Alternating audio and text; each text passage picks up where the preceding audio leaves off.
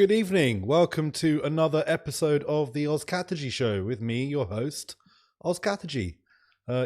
Great to have you all on board for another fun-filled episode. I know you all watched a British politics episode yesterday, so you're looking forward to more of that foreign policy goodness, which we're going to bring you tonight. Good evening, Diddy Daedalus, George Against. Welcome to the show. Welcome back. We have an interesting guest on tonight. We have a senior analyst at Crisis Group. His name is Jerome Drevon. He's just got a new book out on Hayat Tahrir al-Sham, HTS. Ahmed al-Sharaa, also known as Abu Muhammad al-Jolani, and his road to power in Syria. And this book is, I believe, based on multiple trips to Idlib, primary sources. So very much someone who knows what they're talking about on the topic. So we're going to talk, we've talked more in depth about some of the stuff that's happened in Syria over the last few months. So this is going to be more of a macro view of the group that took over with a little bit of history and stuff. So without further ado, welcome to the show, Jerome. Hi, thank you for having me. Oh, my pleasure. So look, why don't you tell us a little bit about yourself? You've written this new book, you've co-authored it. So tell us about you, your background, and how you came to write this book. So I'm a senior analyst for International Crisis Group. So my program covers a range of conflicts in which jihadis are involved. That ranges from West Africa to Afghanistan to Somalia to Syria. And I've been focusing on the Syrian conflict for a very, very long time. Before Crisis Group, I was with the International Committee of the Red Cross, and before that, I was an academic. And so as an academic, I was really studying the emergence of the insurgency, understanding its political development and its evolution, basically, over time. And so before I joined the Crisis Group, already in 2019, with a few colleagues of mine, we started to travel to Idlib, northwest Syria. We reached out to, or HTS reached out to us. They had taken power inside this part of the country.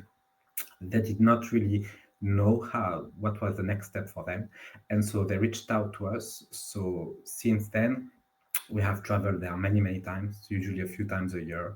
We would meet them, their leadership, commanders, civil society, to understand local developments. And we continued when I joined Crisis Group in order to understand what HTS was doing while in power. And from the beginning, with my colleague Patrick Haney, who works for another organization, we told HTS that because we're also academics, that would be interested in writing about this experience of governance. And so they agreed. They generally agreed because they thought that back then they were very much misunderstood. So they thought that by letting us do some research, at least they could have a contribution, or we could take in consideration their points of view for the research that we are writing. And funny enough, a year ago, approximately by summer, the book was more or less finished. And we thought that HTS's transformation, ideological transformation, was finished, but we did not really know where to finish the book. And a few months later, history came back to the fore. HTS and allied armed groups took over the country. And so we thought, okay, that's it. This is the end of the book. We really have to finalize this and publish it. Yeah, so that's a fortuitous thing for you for the book, but also for the people of Syria, because regardless of what one may think of HTS, and we'll dive right into all of that, this was a momentous moment for the Syrian people. They had fought for the liberation of their country from the Assad dictatorship for many brutal and bloody years. So can I ask you when you started doing this? I'm presuming it was around 2017 or afterwards, because you're talking about the transformation of the group. I haven't read your book yet, but I hope to read it very soon. The transformation of the group began around that period. But did you have any inkling in 2024 that something like this was coming? Because while people were shocked by the scale of the collapse of the regime, I would argue that with the invasion of Ukraine and the post October the 7 conflicts in the Middle East, that Assad's allies basically had abandoned him, and that there really was a moment ripe for the resurgence of the Syrian civil war. So did it come as a major surprise to you? Or because obviously, again, the other thing that like, I knew the offensive was coming, and anyone that was involved in speaking to people in Idlib at the time would have known that there was some kind of military brewings, that they were planning something towards the tail end of 2024. So can you talk to us about that, when you started and what you thought towards the end of 2024? I mean, I think that there are two dimensions to the question. I mean, first, was the victory expected? No. We spoke since then to the leadership, to Shara, to the Minister of Defense. None of them said that they expected a victory. They're quite honest about that. As you said, everybody, I think, from September, October, was speaking about a potential military offensive. We did not really know what was the purpose. Was it to take over Aleppo? Was it to take over some of the cities of the south of the province? But nobody would have expected to take over Damascus. So that was really something astonishing for everybody. At the same time, I think we can go a bit more in depth. I started to look at the insurgency really in 2015-16 and started to go to Idlib in 2019. And to be honest, from 2019 to 2024, we saw a real transformation in Idlib. We saw a transformation on many, many levels. If we speak of HTS and the armed groups, the groups were still what existed before, but in practice, they were no longer the same groups. They were much more organized. They had better training. They were speaking more professionally. They were acting more professionally. They had transformed. We are not speaking about the early insurgents of 2012-13 that barely had any means or any real political thinking. They had really transformed on these fronts. At the same time, Idlib also was becoming something different. Often there was this tension when we were coming back from Idlib, that on the one hand, the humanitarian situation was bad. There were hundreds of thousands in refugee camps in very terrible conditions. At the same time, there was also economic development. There were many new cafes and malls. There were new products coming from outside. There was some reconstruction, new neighborhoods. Things were evolving. So it doesn't mean that everybody was becoming well off, but there was a development underneath.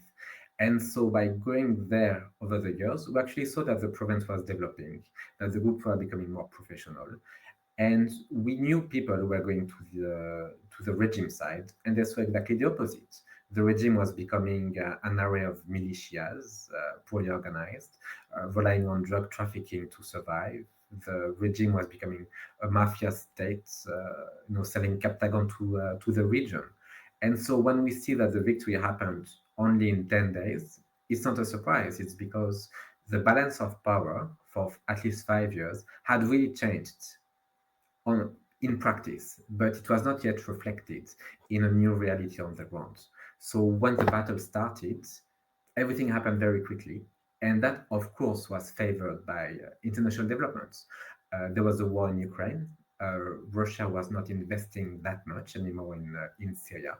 And if you look at Russia's investments, they never had that many troops to begin with in Syria. It was mostly having aerial capacities to bomb the place. It was nothing much more. And the main elite troops for the regime were provided by Hezbollah. And so most Hezbollah fighters had returned to Lebanon to fight another war. And so ultimately, the regime could not rely on its external supporters. And so when the battle started, everything collapsed very quickly because the opposition was becoming something different, military speaking. But also then they were smart enough to reach out to the other side. They were making deals with colonels, with individuals, telling them not to fight, that they could solve their issues. As they were taking over Aleppo, they reached out to the Russians saying, you can have a place in the new post-Assad Syria. So they were smart enough politically to reach out beyond, their immediate base to actually hasten this victory. Yeah, I mean, look, it's a fascinating story, and in your book, which is called "Transformed by the People: The Road to Power of HTS in Syria," I think that's Yeah, what it's the road called. to power. HTS is road to power. HTS is Road to Power. So I'll put a link to that in the show notes. But one of the interesting things that I wanted to talk about, you touched on there, the development and the quite literal road to Damascus that HTS drove from Idlib, the M5 highway down through Aleppo, Homs, Hama, all the way to Damascus. It was a literal road to Damascus that this offensive drove down. So I do think that's quite nice that the metaphor and the reality are exactly the same. But part of what you talked about was, obviously, the development. Turkey has a real role to play, and I do want to talk about Turkey in more depth.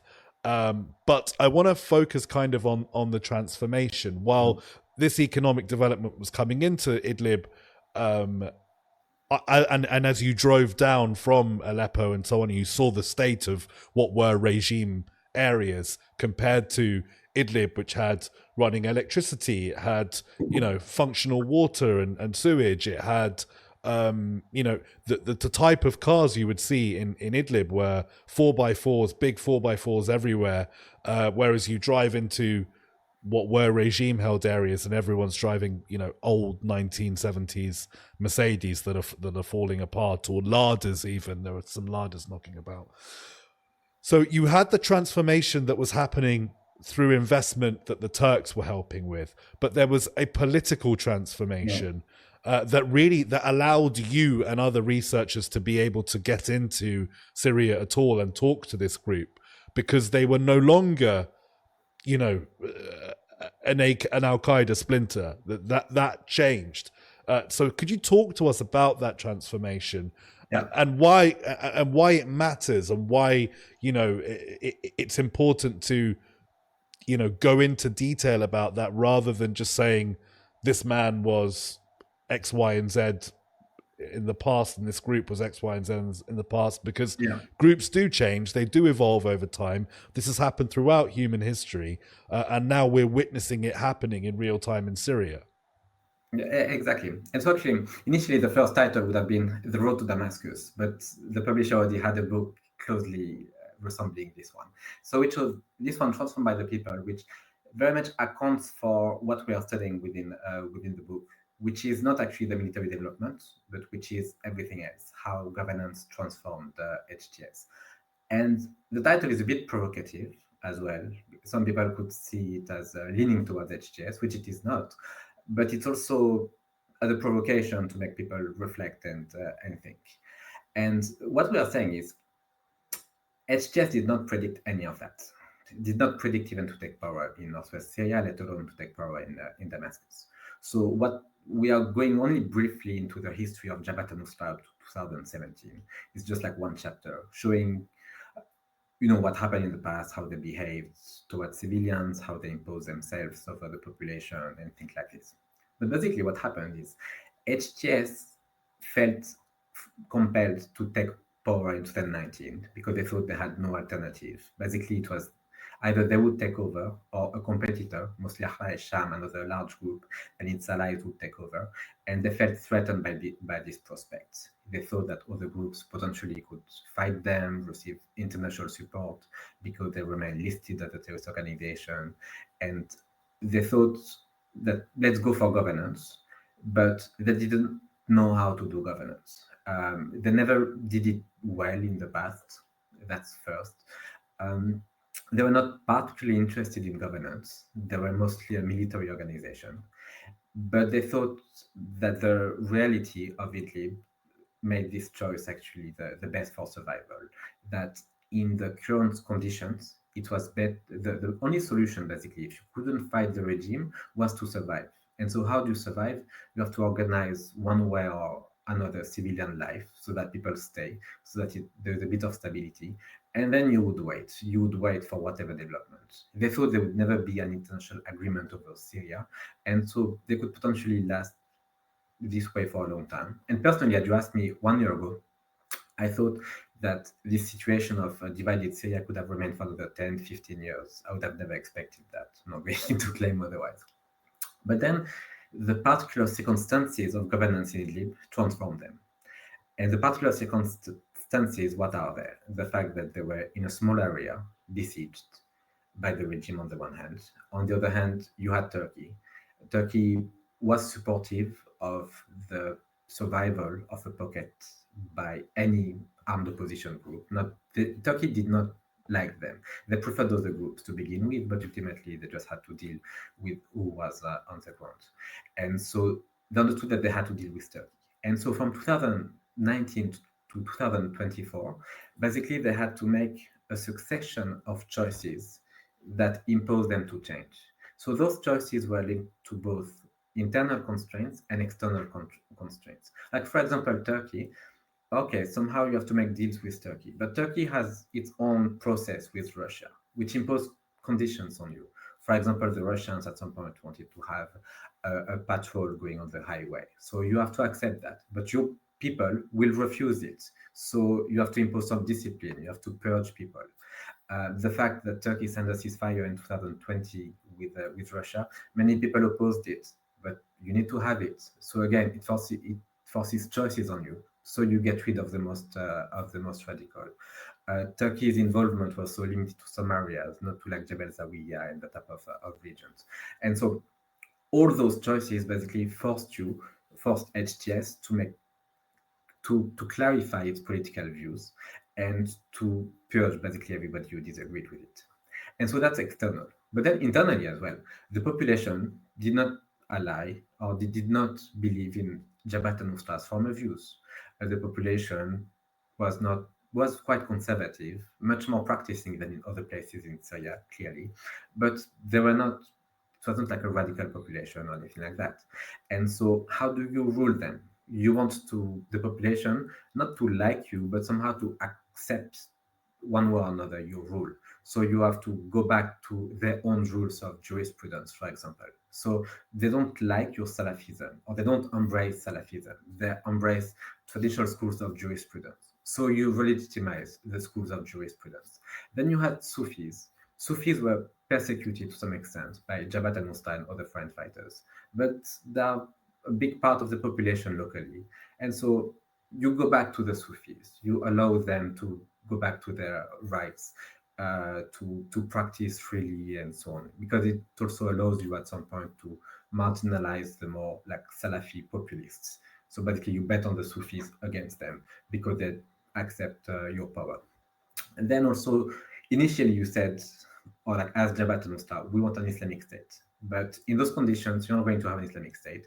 Regional countries don't want it. Turkey doesn't want it. The population does not want it. So what do? You have to rethink it. So what does it mean? How do we rule? So you do like a Sharia council to basically review all the laws. And it's not a religious council. It's just a political council to be able to legitimize all your decisions and also apply an approach to Islamic law that's much more codified than the Salafi view. Because if you have like the Salafi view, which gives a lot of flexibility to individual judges, you lose control. So you want control, so you codify Islamic law. So basically what we are saying is that all these conditions basically forced a transformation on HTS, both this external pressure and this internal pressure by the population. And so this was not a plan, it was not really desired, but it went only in one direction, towards the mainstreamization of the group, one way or another. So we don't say that the group is moderate, quote unquote. I mean, personally, I never use the word moderate because what does it mean to be moderate? You know, being moderate in Idlib is not the same as being moderate in Damascus, let alone being moderate elsewhere in the region or in Western countries. But we say that they mainstream themselves by going back to the references of the local population. So their religious views ultimately became much closer to what were Idlib's inhabitants' religious views, which is not even Damascus. or Syria at large, which is another issue now that they are facing. But basically, this is the transformation that they had to go through. And what we are saying is that even before the victory in 2024, there was no return, because some Syrians sometimes would tell us, yes, but they've made all these choices pragmatically. But what tells you that at some point, if they are strong, they won't just return from it and go back to what they used to be? But we are saying that every single tactical change, the accumulation of all of them, creates a different organization with a different type of leadership, different type of structure internally. The fact that the radicals have been purged and don't have any influence anymore, that it's no longer possible to come back to what you start to point zero. You're not returning to this phase of Jabhat al-Nusra. You have literally transformed through your experience, which again does not mean that you are moderate, but you are clearly a different type of organization. And I think that's what Western countries have seen as well, which explains also why they accepted this change. Because Western countries ultimately could have prevented HTS and its allies from reaching Damascus. They could have been bombed, but they were not bombed because those changes somehow were sufficient for Western countries before 2025 not to think of HTS as an ally, but to think of them as something different from Al-Qaeda and Islamic State.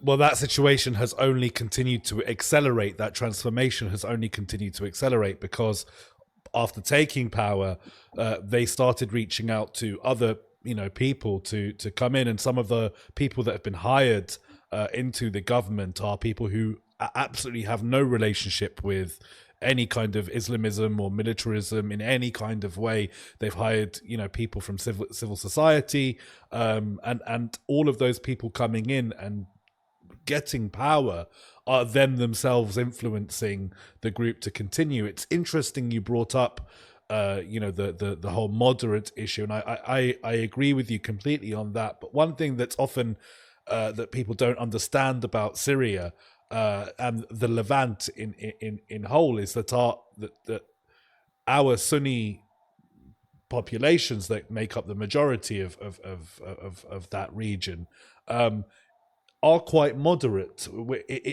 They are socially conservative by any stretch of, there's no disputing their social conservatism in the Sunni Arab Levant, but it is also one that has embraced and lived in harmony with its neighbors for, many generations. And that the kind of idea that these people would, suddenly want to impose a very, very fundamentalist view of Sunni Islam that marginalized other people isn't borne out in the actual population that they were trying to govern. Not saying that there aren't parts of the Middle East that are more favorable to that kind of fundamentalism, but the Levant really traditionally hasn't been part of that. So as you said, they were moderated by the beginning of that process of evolution was started by the people they were governing over. And I want to talk about some of the minority groups. I want to dive into that. But before we do, you were talking a lot about how Jabhat al-Nusra basically was reaching out to other groups before they, and the Turks didn't want them and they had the SNA and so on and so forth. But how much of what ultimately happened in Syria, the collapse of the regime, happened because HTS built themselves at the top of the pile, right? Which required, again, a lot of purging. It required going to war with both ISIS and Al-Qaeda. And again, that's not really talked about, that Jabhat al-Nusra or HTS, as they became, were involved in a bitter war against groups like Haras ad-Din and ISIS. So we have an actual link to show that they weren't just talking that they were different groups, they were literally at war with each other. But also, the violence required to get to the top of the pile is something that we can't ignore. Strategically, after Russia intervened in 2015, the Western interest in supporting any rebel groups had gone, and HTS or Jabhat al-Nusra, as they were, started attacking all of those groups, taking all of their weapons. And so how much of what actually happened today is because of those decisions made in 2015 when they were far more radical, and they wouldn't have been able to get organized to the extent they were if they weren't the sort of organized. It's sort of a series of circumstances that had to happen in the order that they happened for this thing to, a massive domino effect over a decade's worth of conflict. Yes, there was something for the underposition group that would be very difficult to admit, because when we look at it retrospectively, HTS was much more reluctant than other groups to ally with others. I mean, HTS was willing to ally with some groups that it deemed trustworthy, but it refused to ally with many groups that it considered supported by Western countries, the Saudis, or by regional players. And so HTS was much more reluctant than others to go into these alliances. Ahrar al-Sham being one that you mentioned, that there was a lot of tension between the groups, even though they really weren't so far apart ideologically. Yeah, and ultimately they tried to ally with Ahrar al-Sham. And when Ahrar al-Sham refused to ally with them, ultimately there was a conflict between both groups, and there were many casualties. Maybe 1,000 people on both sides died or were very badly injured. So many people died for the imposition of HTS's rule in Idlib. But at the same time, what HTS was smart enough was to say that even after taking over those groups like Ahrar al-Sham, I decided to unite all of them, but under its influence and under its control, in a shared military room that became what they call the administration of the military operation, which is a not state-like army, but which was a much more advanced structure for military efforts. Because basically the idea is when you have a plurality of groups collaborating with one another, collaboration might work, but collaboration is never perfect, because not only there are too many differences between the groups, some groups might still fear one another. So for example, if you go to the front line, will you commit all your troops, all your equipment? But if you lose, then you lose everything, then the other group will take over you in the back, and so on. So, you have lots of tensions like that. But once you had an hegemon, which was HTS, it was much easier for all of them to reorganize, because there was no more struggle for power. You knew they had power. Okay, fine, deal with it. And then everybody else agreed to coordinate within this organization. So then they had the ability to basically restructure everything, create a military academy to improve their training, to improve their weaponry, get into drone drone training and night vision and stuff like that. And they became much more professional only because HTS was dominant. But HTS was dominant because they imposed themselves by force. So it means somehow, the victory in December was also favored, was also possible because of the violence that was that was exerted to impose the group's hegemony, which ultimately, it's not very different from what happened. I mean, historically, process of state construction and the monopolization of violence, by definition, is violent, because people who have weapons refuse. And so sadly, this is what happened, but it led to a relatively positive outcome, which is the liberation of Damascus. I think there are some parallels with Hamas, particularly with regards to the kind of group they were before governance and the kind of group they had to become after governance. Not saying that Hamas is a model but within Palestinian society, they are seen as being more moderate than they were before governance.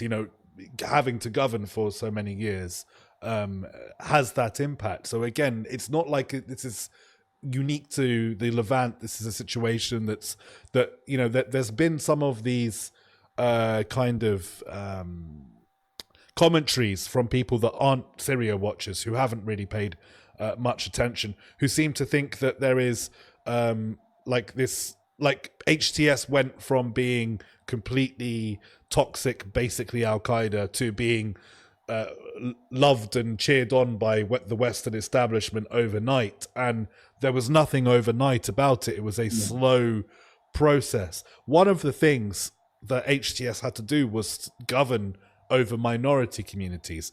One of them being, Christians in Idlib, also Ismailis. So can you talk to us about how, let's go from the start of the organization when they were basically just a fundamentalist salafi-jihadist organization to the group that they would eventually become before that drive down to Damascus. So basically, even their behavior towards Jews and Christians had changed by 2024. I mean, the minorities had suffered under all sorts of groups, not even just the jihadists, even groups affiliated to the Free Syrian Army behaved poorly towards Christians, also like attacking their churches, expelling people, taking their properties. I mean, violations were committed by all sorts of groups. And that includes Jabhat al-Nusra's commanders. And so you still had, I think, hundreds of Christians and thousands of Jews, mostly, that had remained in northwest Syria. So initially, there was not much interaction between them and HTS. But what changed is by 2019, when HTS took over, basically they became responsible for everybody. So then they started to reconcile with the Christians. And with my colleagues, we met the Christians on 3-4 occasions, something like that, before 2024. Their main issues were not really religious, were about properties. Basically, you had Syrian refugees coming from outside who would come to northwest Syria because they were exiled by force, and they would just take empty properties. So it's not just like minorities, even like Sunnis who did not live in the area, were also like their properties also were seized. But that was also the case of Christians. And so most Christian, the Christian community's main demand was basically to retrieve their properties.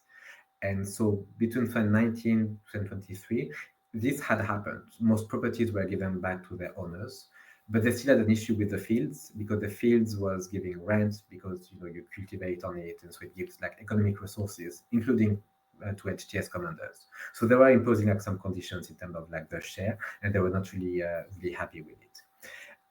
There were also some restrictions. For example, they could not ring the bell and things like that. They did not make a definitive decision on this. They just said, for now, we just stick to the status quo. But their discourse had to change vis-a-vis minorities. For example, vis-a-vis the Christians, you could always say that they are people of the book and they have a statue even for Salafis. But for Jews, it was not the case because the Jews are heretical even for mainstream Muslims. So on both cases, they refused to go into the religious argumentation. Instead, they developed like a new technocratic discourse about rights, about your position in the state. Does not mean that you had full equality yet, because there was still discrimination, but there was like a real transformation from a religious discourse to just a discourse of building institution, building a new state or new administration.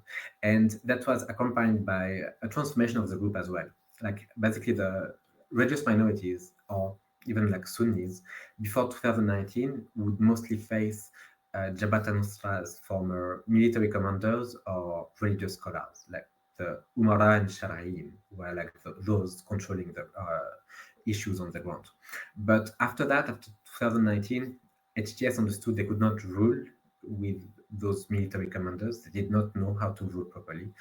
And so they created a new strata called the administration of the region. So those were like technocrats, sometimes they're like from like Muslim conservative backgrounds, but not ideologues, who would basically be the interface between the Salvation government that was ruling Idlib and the communities. So, for example, the Christians would have access directly to some of these individuals. So if they had any issue, they would call them and they would help sort it out. For example, when there were some attacks by foreigners, by Uzbeks and other foreign fighters, they would call them, then the administration of the region would come, set up new regulations against the foreigners, expel them from those places to basically stabilize the situation.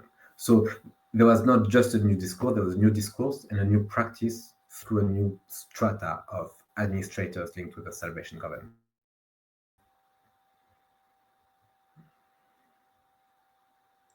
So, I mean, again, it talks like that they, you know, these things were kind of forced on them. It's not like they went out of their way to try and moderate or change or try and have kind of policies towards minorities. They suddenly had to govern. So, you know, like they had no choice but to listen to the perspective of these groups. Again, I'd like to talk about the Ismailis because, you know, they are considered heretical too because, you know, there's sort of more scrutiny towards a group that has, you know, a spiritual head of faith than a group that, you know, again, it's difficult because these are strongly held views within the Muslim world. So for HTS to suddenly have to be forced to reckon with something like, you know, an Islamic complex subject like heresy, and then suddenly have to apply their own rules to it. So one of the things that I was reading about was the outreach that the HTS had made with the Aga Khan, the spiritual leader of the Ismailis.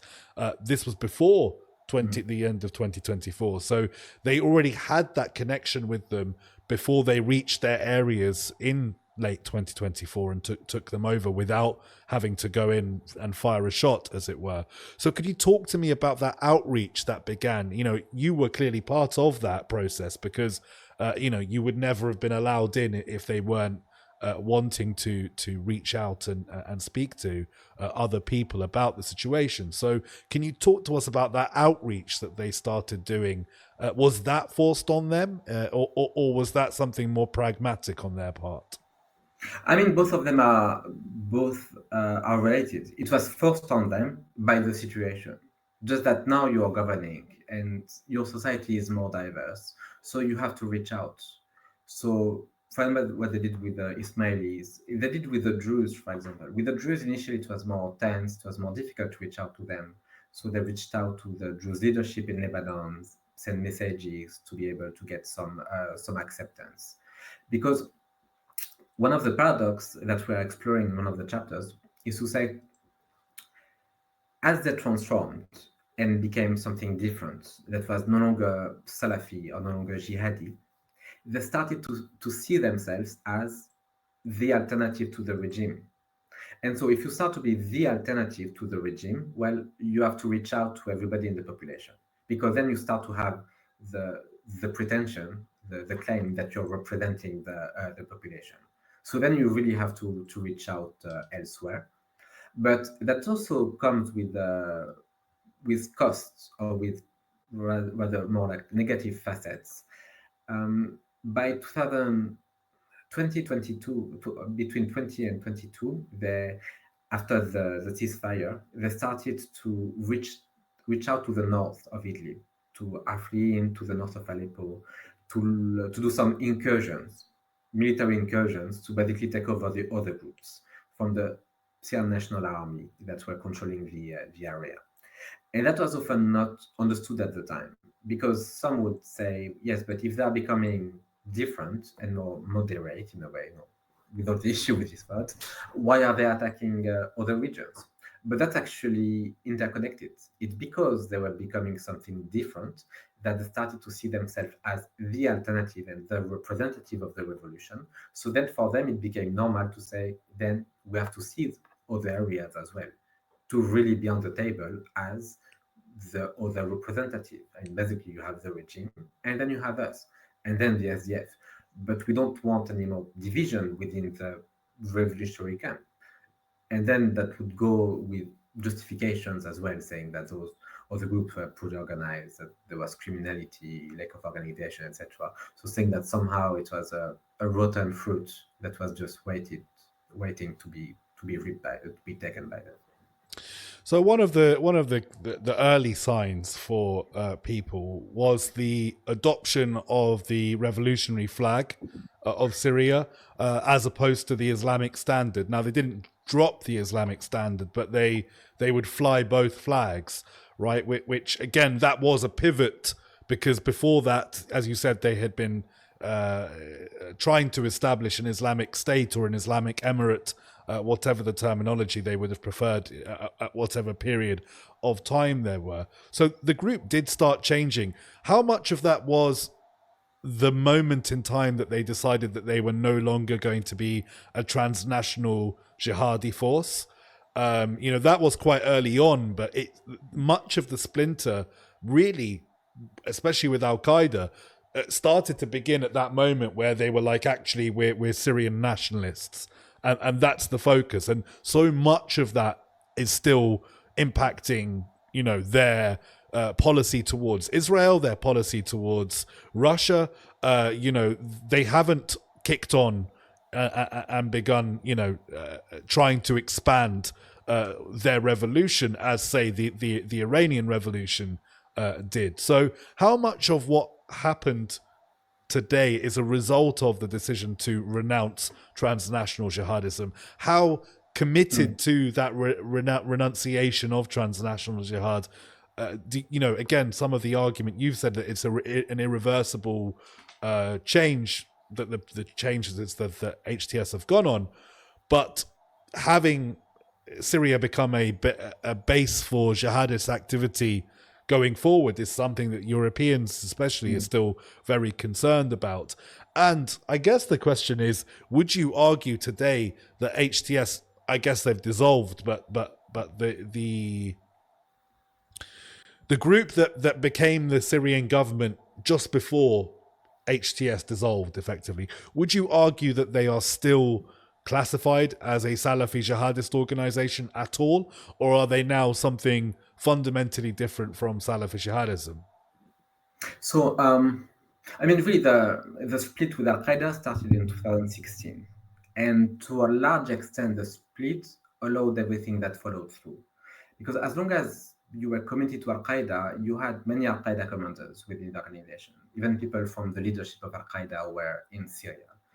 Most of them got killed by the US in the following year, but they were still in Syria. But for them, the fact that you break down you cease your relation to Al-Qaeda allowed basically all of this going back to your localism.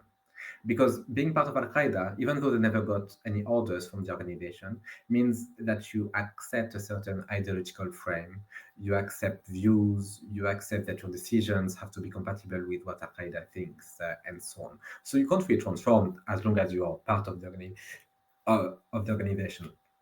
So when they split from the organization and then created HTS, what was good for them, what was positive for the subsequent development, is that most of the most radical fighters left, because most of them first did not want to split from Al-Qaeda in summer 2016, and second, they refused the creation of HTS, so they did not join the new organization.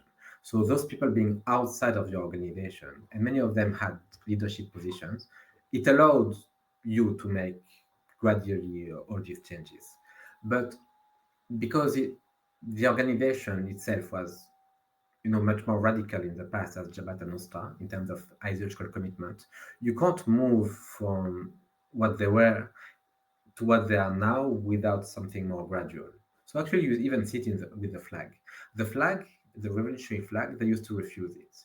Then they created their own flag, which was the revolutionary flag, but instead of the stars, you had the Shahada in red. And then people opposed it, saying, why do you impose the Shahada? We want the revolutionary flag. So then they would put the full revolutionary flag with the white flag with a black Shahada on it. And then people would complain, why do you put the white flag with the Shahada on it? And then they just went for the revolutionary flag. So, but all of that was gradual, because you don't transform from Salafi-jihadi to what they are now.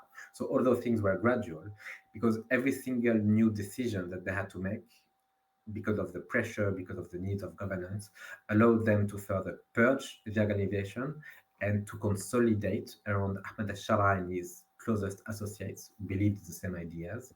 And it allowed them to move faster and faster because there were less and less resistance. When you got rid of all the radicals, ultimately, remaining members understood you have two choices. No, either you go with it or you'll be arrested and or isolated. So remaining individuals had to accept that. So then, in terms of the definition of the organization, that we agree in the book, it's one of the issues that remains up to this day, which is the issue of identity. So, if we go for, if we consider the definition of jihadi, I mean, jihadi is basically, we say jihadi, but it means salafi-jihadi. And what is salafi-jihadi is two main positions. It's first that you fight every Muslim state that don't impose your view of Islamic law, which is a Salafi view. And second, in many cases, you fight their foreign supporters, so Western countries. And then it comes with a range of concepts, religious concepts that you believe in. But from the moment they refuse to, they stop being with Al-Qaeda and renounce transnational jihad, they are no longer jihadi, because they accept it with an ally with Turkey, which definitely does not implement the jihadi view of Islamic law. So they are no longer jihadi.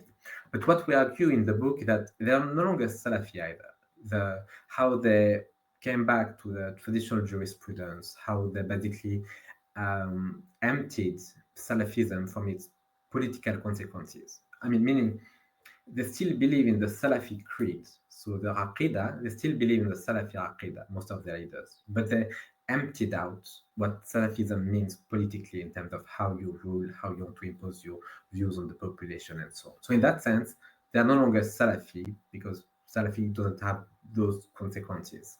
So they're neither that nor that. But they're not Muslim Brotherhood either. And one of the issues that we're mentioning is they never clarified who they are. When we spoke to them over the years, they would describe themselves as committed Muslims, practicing Muslims, a revolutionary organization, but without really clarifying. And one of the reasons, I mean, there are two main reasons. The first one is they did not really know where it was heading. Like they understood we have to make decisions and move forward without really understanding what was there at the end of the line. And second, also clarifying would have meant that you would have to justify adopting positions now that you refused in the past, or that also you fought other groups for adopting in the past, which, you know, it's a tense argument. So they never clarified exactly who they are, and now they formed the government, but they try to create something new. Like, for example, even in terms of the religious views promoted by the Ministry of Religious Affairs, they say the Salafi creed, the Sufis, Ash'ari, Maturidi, they're all legitimate. They try to have like somehow of a mix, which many people also believe in individually in Syria, even religious scholars, saying somehow we mix a bit of Salafi, Sufi approach to Islam, which is odd because there are contradictions, but they still say we are bringing that together. And actually you see it also with a recent decision on the Mawlid, so celebration of the birthday of the Prophet. Salafis would say this is a bid'ah, this is a Bid'ah, yeah. You can't do it because there are only two celebrations, either two Eid, and you can't do any others. For sure. And Sufis would go with like many rights. So the government decides this day would be a day off. We would do celebrations, but we don't want it to be too extreme. So trying to balance two views. We don't go with the Salafi view that prevents it, but we don't want to, or they don't want to go with a more, what they consider the more extreme Sufi view that's too extreme in terms of the song and the instruments that are used and so on. So they're always trying to play this equilibrium. I mean, look, it's a really interesting thing that you said, especially when you talk about jihadism. It's really that when we talk about it in the West, we say Salafi-jihadism, that's what we mean. In the Arab-speaking world, there is no distinction. For example, Hezbollah call their fighters mujahideen, which is jihadists by any other word. But in Western academic parlance, anyway, jihadi means Sunni. And you know, there's kind of a sectarian sort of way of discussing paramilitary organizations in the Middle East with a religious slit bent, if they are Sunni or if they are Shia, you know. So I do think that the language sometimes that we have to deal with is not necessarily helpful. But I think that you said, you know, you've almost done that Voltaire comment on the Holy Roman Empire, that it was neither holy nor Roman nor an empire. And you know that HTS is a Salafi jihadi group. They're neither Salafi nor jihadi nor a group anymore. So, you know, I mean, yeah, it was always an umbrella organization, a coalition, so they weren't actually so it was. Anyway, the thing that I want to raise is, you said that they're not Muslim Brotherhood. They are effectively still political Islam. This is the first moment that we're going to see political Islam govern in the Levant effectively, right? We haven't seen this type of governance before. It's always been, mishmash of dictatorships and monarchies and whatever. So how worried do you think other dictatorships in the Middle East are with overwhelmingly large Sunni populations, as Syria always was? It's not Iraq. Syria was always a overwhelmingly majority Sunni Arab country, with a minority Alawite dictatorship. So how worried do you think other regional countries are looking at Ahmed al-Sharaa, thinking, hang on, this sort of technocratic populist approach to political Islam, Sunni Islam, may actually have implications for the governance of these other countries that basically have no room, no space whatsoever for political Islam to exist? Yeah, I agree. Actually, I forgot to respond to one of your previous questions, so I will link it to that, about the potential use of Syria for foreign attacks. I mean, that would have been like the most obvious case for Western countries, but also for Arab countries. Are foreign fighters going to launch attacks abroad? And I think Ahmed al-Sharaa has been very clear about this. China too. China is the main remaining issue, because most foreign fighters are from Turkestan, Islamic Party. And so that does remain an issue, but somehow they understand that this is really not its objective. And he has sent very clear signal. When there was this Egyptian militant calling for a repeat of the Syrian pathway in Egypt, he was arrested, and al-Sharaa came down very quickly on those threats. He really does not want that to appear as a risk. And I think most foreign countries now kind of like accept the idea. And the main opponent now is China, but it's not really that China fears that the TIP is going to fight China. I mean, it's a tiny group compared to China. It's more like for political reasons vis-a-vis their Uyghur population. But for the second dimension, I think there is something in the short term and something in the long term. For the short term, somehow the strength of al-Sharaa is not to be Muslim Brotherhood. And so it seems that many countries in the region, even in the Gulf, even Jordan, Egypt, don't mind that much, because Ahmed al-Sharaa is not Muslim Brotherhood. Like, what they fear with regards to the Islamists in general is this transnational connection. And being Muslim Brotherhood is an issue for them even more than being Islamists. And al-Sharaa is clear, he's not Muslim Brotherhood. And it's also clear that the Muslim Brotherhood is not welcome in Syria. The government has not allowed them to recreate their branch in Syria. And that's also a signal to foreign countries. But I cannot help but think that if things stabilize one way or another, and if there is another type of social contract in Syria, depending on the direction that it's taking, it could be a threat one way or another for other countries, in thinking that, for their population to think maybe you can have something different as well, that we don't have to stick with what we have. And so this alternative could be a risk in the long run. I don't think that regional countries are fearing that right now. And they might just assume that Ahmed al-Sharaa will replicate one of the models of the region in being very authoritarian. And so in that sense, it wouldn't be a threat. But if somehow Syria becomes something different, it could become a threat, just in saying, look, there can be another alternative, political alternative on the table. So look, thanks so much for joining us. I've got one final question. And if you're in the audience tonight, if you're following along on Twitter, the only way to get me a question is to sign up on Twitch and to fire a question in the Twitch chat. There were some right-wing trolls in the chat that I blocked as soon as I saw their comments. So don't worry about them. Ignore them. But yeah, if you do enjoy the show, please do please do sign up. Please do consider liking and subscribing. If you're watching on YouTube, you've noticed that our numbers are slowly ticking up. So please do like and subscribe and follow. My final question to you, Jerome. I think we've got one more in the chat as well. My final question to you, Jerome, is about how serious do you think? Again, no need for a crystal ball, but based on your conversations, your deep conversations that you've had with these groups and individuals, how serious do you think HTS is about a democratic transition in Syria? That is the thing that many of my Syrian friends are the most worried and skeptical about.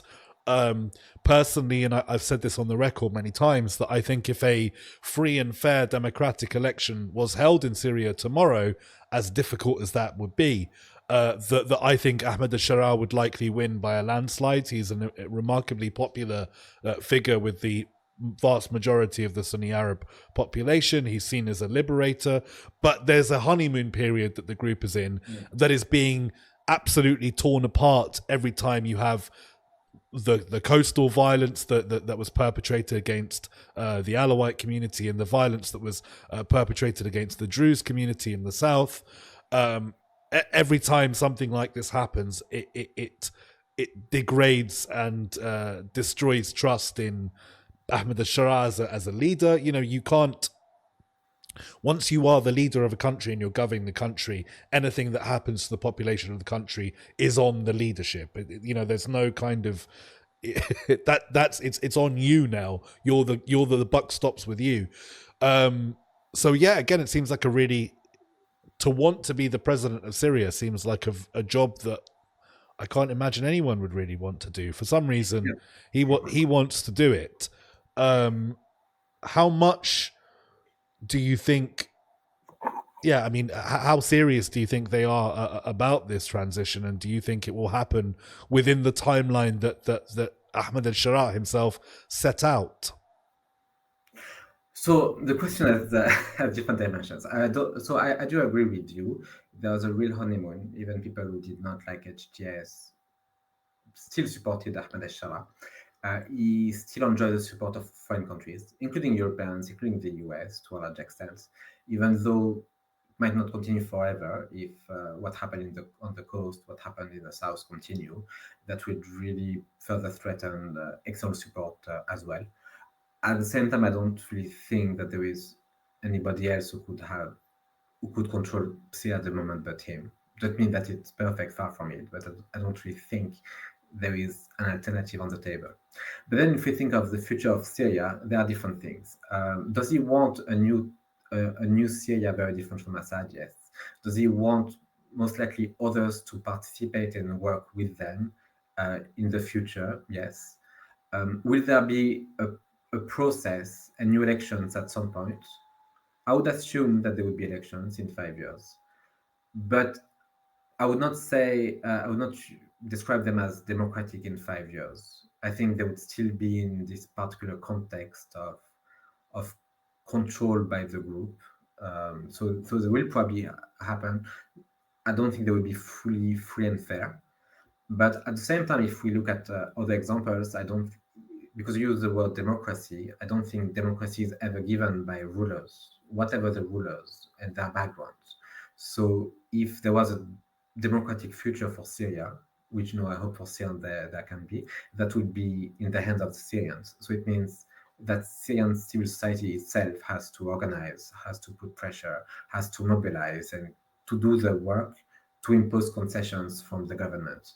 I don't think the government will just give concessions to civil society without pressure, not because it's HTS, but because politics does not work this way. How did we create Western relatively democratic states? Because there was pressure by parts of society to impose concessions on the leadership.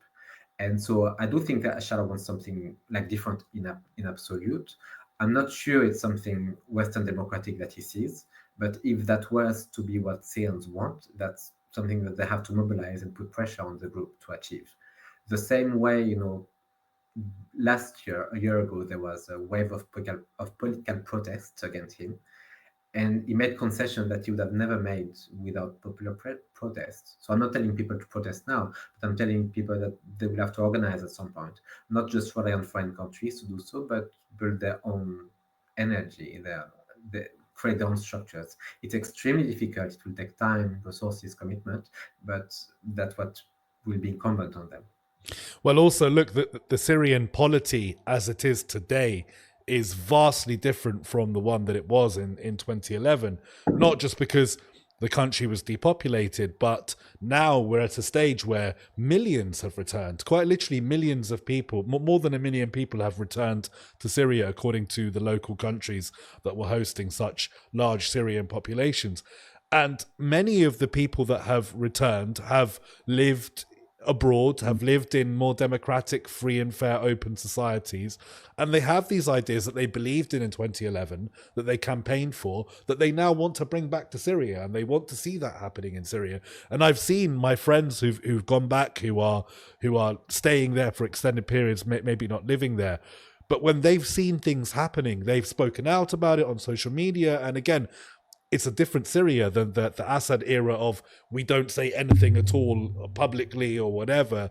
The Syrians that are returning are outspoken. They're powerful. They have agency, and they're not afraid to use that agency. So hopefully that spells some kind of positive kind of influence. As you said, one thing we've learned from this chat definitely is whether you believe in the group being moderate or whatever is less relevant than the fact that there has been demonstrable change from the group's inception to now that is, academically researchable, and you can hold them to a standard that they are setting effectively for themselves by having to adapt to the situation. Now, we've got 2 final questions in the chat, so I really appreciate the time that you spent with us tonight, Jerome. There is Diddy Daedalus, who's saying, what are the tendencies, strategies HTS and al-Sham learned and adopted in Idlib that might be helpful or detrimental in Syria overall? I mean, part of the issue that the government is facing is that ruling Syria is not like ruling Idlib.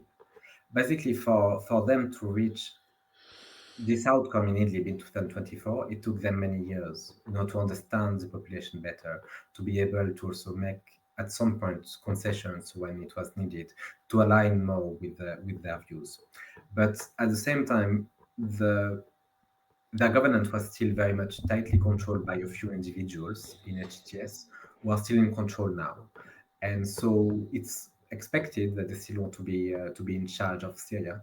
But at some point, they will have to also include others because they can't control everything, and also they will have to reach out beyond their popular base from Idlib.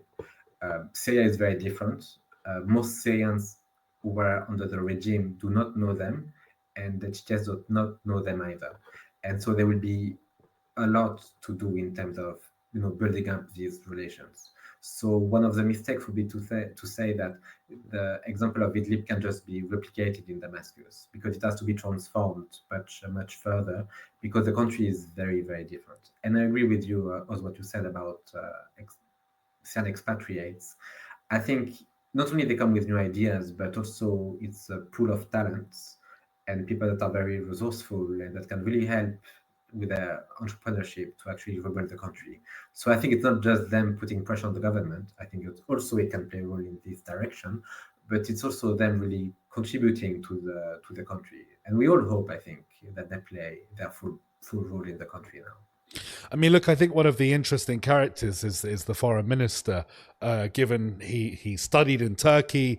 This was a man who is not like from this Salafi jihadi background, and to have him as your foreign minister, to have appointed a human rights lawyer as their ambassador to the United Nations, these are significant appointments that hold significant amounts of power, and using them to project that power abroad says a lot about the actual views of, at least it should prove that this is not a group that shares an ideology with, Abu Bakr al-Baghdadi or whatever. So look, we got one final question, and I think I know the answer to this one from Gimli, who's saying, apologies if this was asked, would alliances with Russia, Iran, and what used to be enemies really be on the board? Are they being pushed into those alliances by Israel's attacks? And before I get you to answer that final question, I would say that I think the relationship that Damascus currently has with Russia is more similar to the relationship that they have with Israel, in that, yes, they were enemies and they were fighting, but they don't want to be fighting with Russia and they don't want to be fighting with Israel.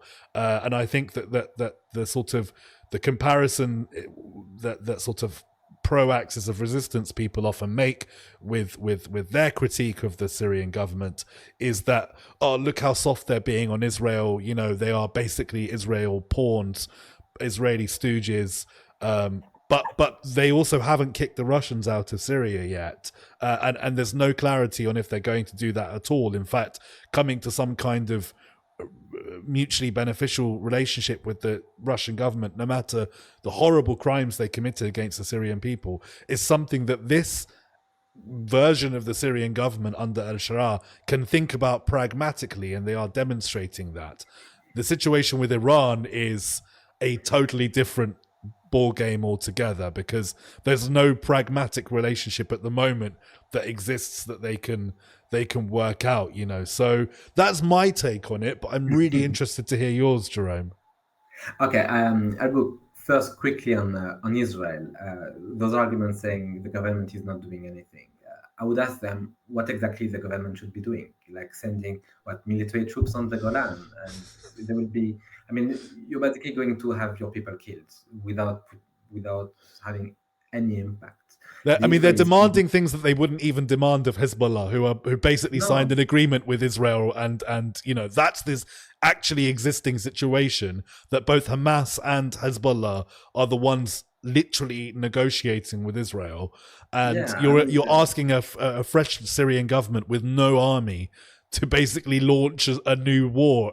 Like, it's a crazy ask, but that's really what they think needs to happen, right?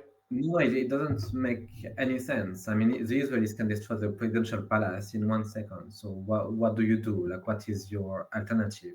Since have been at war for 15 years, so we launch another war and become like Gaza once more. I mean, that makes sense. For the government, there was a real difference between Russia and Iran on different fronts. Even though Russia arguably contributed more to the survival of the regime than even Iran, they do see Russia and Iran as differently. First of all, they recognize actually that Russia is it's not ideological. It thinks in terms of interest. And so when I asked the Minister of Defense about Russia, he was saying, look, there is no permanent enemy in politics. And so, they bombed us yesterday, but now we can make deals with them. Because for them, Russia is a great power. Russia is on the Security Council. Russia has interests in Syria. Russia can help and can really also prevent a transition, also like through cyber war and boats. The Americans bond them too. I mean, we forget the Americans had a very hostile relationship with Jabhat al-Nusra. Yes, exactly. And so they understand that they have to deal pragmatically with Russia. It's a powerful country that you don't want to antagonize. So better do like a balancing act between Western countries, Russia, the Gulf, Turkey, and so on, to keep your independence by balancing your foreign relations. But Iran is really not seen this way. I mean, Iran is seen as ideologically committed to the Ba'athist Party since the 80s, which is very different. It sees it as having a religious project in Syria. It sees it as more like a more vicious involvement in the Syrian conflict because of this religious creed. But then also very pragmatically, they're not wrong about that either. Let's be fair. They're not wrong about what Iran's project was towards Syria. Clearly. Yeah. So. No, clearly, the arguments are valid. But then also, Iran now, after the Israeli strike, is extremely weak. So what can Iran do? No, I mean, there is no reason to reach out to Iran. It's a now relatively poor, weak country that has lost all its investments in in Syria, and no Western country would want you to reach out to them anyway. So I mean, there is no rationale behind any reaching out to them. Yeah, I mean, look, that's a really fair point. I think it's also underplayed the sectarian nature of the conflict, particularly from the Iranian view, and Syrians were horrified to see, to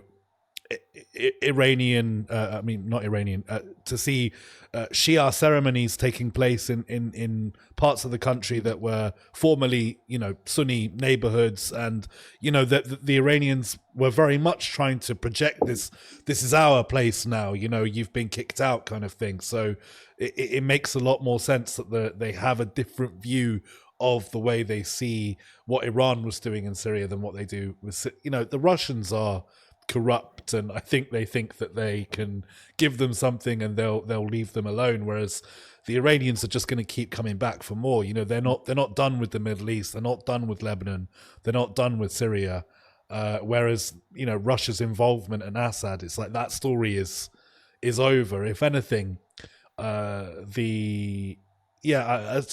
got one more final question. Do you think they'll try and leverage the situation with Russia to try and bring Assad back for some sort of trial? I think that that is something that obviously the Syrian people are very invested in. They could say it publicly, but I don't think they expect Assad to be given back by Russia. And I don't expect Russia to ever do something like this. Because for Russia, for me, it's not about Assad, but it's basically a signal that you're sending to all the regimes that are allied to you. That whatever happened to you, I will be protecting your leader, whatever the result. So the message is not to the Syrians, it's to the Belarus of this world, the Sahelian regime allied with Russia, and so on. It's a message to others. So Russia has no interest. But Russia under Putin has no interest in doing so. Well, that's what I'm saying. Putin won't live forever, and Assad is still a relatively young man, not as young as Ahmed al-Sharaa. And look, Syrian memories live for a very long time. Look, thank you so much for joining us on the show. If people want to read your work, I'm going to put a link to your book. But if they want to read some of your other analysis, where's the best place for them to find you? Usually I publish everything on my website, drevon.org. But otherwise, on Crisis Group, we publish most of our analysis on the Syria section. Well, listen, thank you so much for joining us on the Katerji show. I'll make sure to put a link to your website in the show notes. Thanks so much, Jerome, and I can't wait to read your book. Have a wonderful evening. Thanks for the invite. No worries. So that was Jerome Drevon from the International Crisis Group. Obviously, this is someone who spent a lot of time on the ground in Idlib talking to HTS. So it's a really valuable perspective, because this is someone who is actually doing the primary research, not people that have read an article or read 12 articles and have given you an opinion. So look, again, he might be saying things that are uncomfortable. Thank you for the celebration there, George. He might be saying things that are uncomfortable. I know a lot of my Syrian friends feel very uncomfortable towards Ahmed al-Sharaa, but then again, I've also seen the huge popularity that he has currently amongst large parts of the Syrian electorate. So, look, an interesting perspective there. I hope that you guys enjoyed hearing that. Again, I do want to point out that I have done shows on the violence that took place in Syria over the last few months. So please do go back and watch those shows with Ayman Tamimi and Charles Lister, in which we do talk about those things. I don't want someone who hasn't watched those shows to watch this and think we didn't really go into detail about the massacres and stuff, because we have, and that's definitely not something I want people to come away with the idea that forgive me, that we're trying to shy away from dealing with these really difficult topics, particularly when it comes to war crimes and crimes against humanity. I have never been that kind of person. I've always been the type of person to deal with those issues up front. And we dealt with we spoke about those things before we spoke about the more macro kind of view of what HTS were, because I would argue that they don't exist anymore. Anyway, listen, thank you everyone. Pleasure to be here for another week's worth of shows. Some more interesting shows coming to you next week. As always, wait till Monday for the announcement of that. I'm going to go and cough my lungs out off screen. Thank you all again. If you want to support my work, please do like, subscribe, follow, particularly on YouTube. I need to grow that YouTube channel. That will really help. And if you want to go a little step further, then you can always send me a little donation on coffee. Anyway, thanks. I've been Katerji. This has been the Katerji Show. Thank you for joining for another week of shows. And I will see you all on the next one. Good night.